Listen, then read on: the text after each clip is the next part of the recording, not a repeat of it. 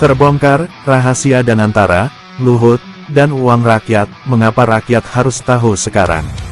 Oleh Kristovita Wiloto, Chairman Strategik Indonesia. Tuhan tolong bukain rahasia ini bagi dunia terutama rakyat Indonesia.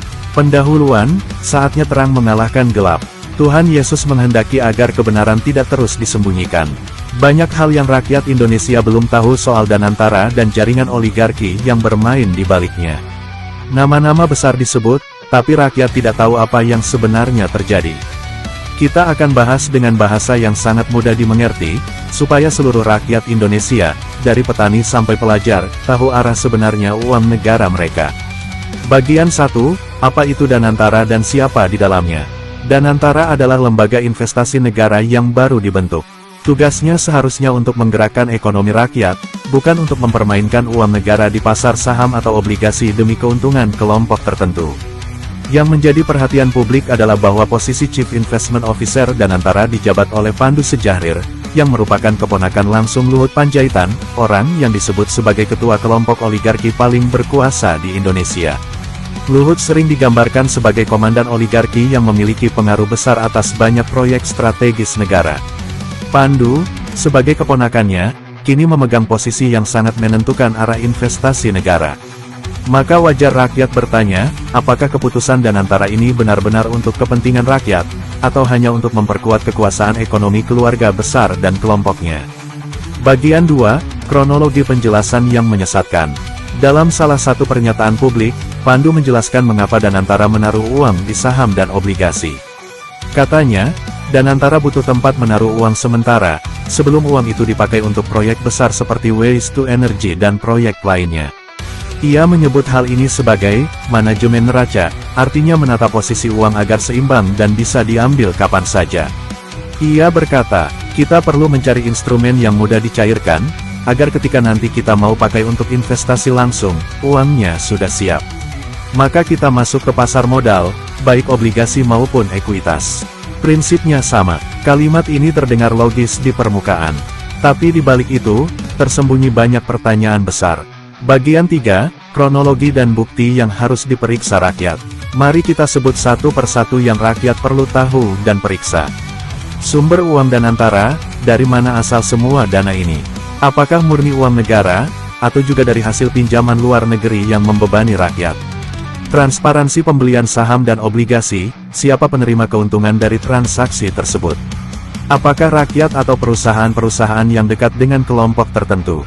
Keterkaitan dengan proyek WOS kereta cepat, mengapa Danantara tiba-tiba dikaitkan dengan proyek yang bermasalah dan berutang besar ini?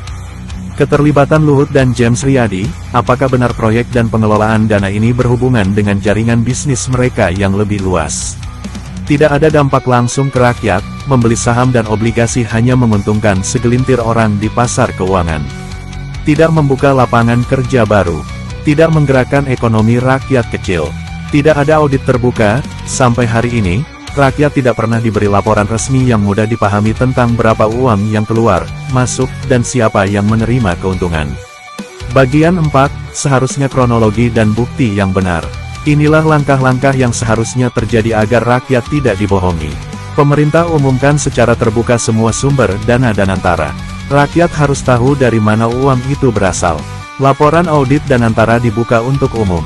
Auditor yang benar-benar independen harus memeriksa setiap rupiah. Semua transaksi saham dan obligasi diumumkan. Siapa pembeli, siapa penjual, berapa nilai transaksi, dan siapa yang diuntungkan. Kinerja ekonomi rakyat diukur. Jika tidak ada dampak langsung pada rakyat kecil, maka proyek ini gagal menjalankan mandatnya.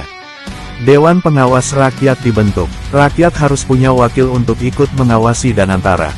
Badan hukum Danantara dipastikan bersih. Tidak boleh ada hubungan keluarga, politik, atau bisnis di dalam pengurusnya. Bagian 5, inti yang sebenarnya. Tujuan utama Danantara bukanlah untuk mempermainkan uang di bursa saham, melainkan menggerakkan ekonomi rakyat Indonesia. Bila uang hanya diputar dalam pembelian obligasi dan saham selama 2-3 bulan, jelas tidak ada manfaat nyata bagi rakyat. Itu hanya menambah laba sementara bagi segelintir elit ekonomi yang sudah kaya. Rakyat berhak menuntut agar uang negara digunakan untuk membangun pabrik baru di daerah, membuka lapangan kerja, memperkuat petani dan nelayan, dan menyejahterakan rakyat kecil, bukan memperkaya keluarga dan kelompok oligarki. Bagian 6, panggilan untuk seluruh rakyat Indonesia. Rakyat Indonesia jangan diam saja melihat mafia-mafia kejahatan terus-menerus beroperasi di Indonesia, merugikan rakyat Indonesia. Setiap rakyat Indonesia harus menjaga negara Indonesia, negara Pancasila, dari kejahatan-kejahatan yang terus-menerus dilakukan bertahun-tahun dari negara ini berdiri sampai sekarang. Kalau rakyat Indonesia diam saja, maka seperti sekarang, kejahatan akan terus merajalela dan menguasai semua sektor kehidupan bangsa. Ayat firman Tuhan, Yohanes pasal 8 ayat 32, maka kamu akan mengetahui kebenaran, dan kebenaran itu akan memerdekakan kamu. Tuhan Yesus mengingatkan bahwa hanya kebenaran yang bisa membebaskan rakyat dari belenggu penipuan dan kejahatan. Penutup, arahan Tuhan Yesus Kristus. Tuhan Yesus berbicara kepada hati bangsa Indonesia. Berhentilah menutup mata terhadap kejahatan. Jangan takut pada manusia, tapi takutlah kepada Allah yang mengasihi kebenaran. Tegakkan keadilan, bela kebenaran, dan tolong yang lemah.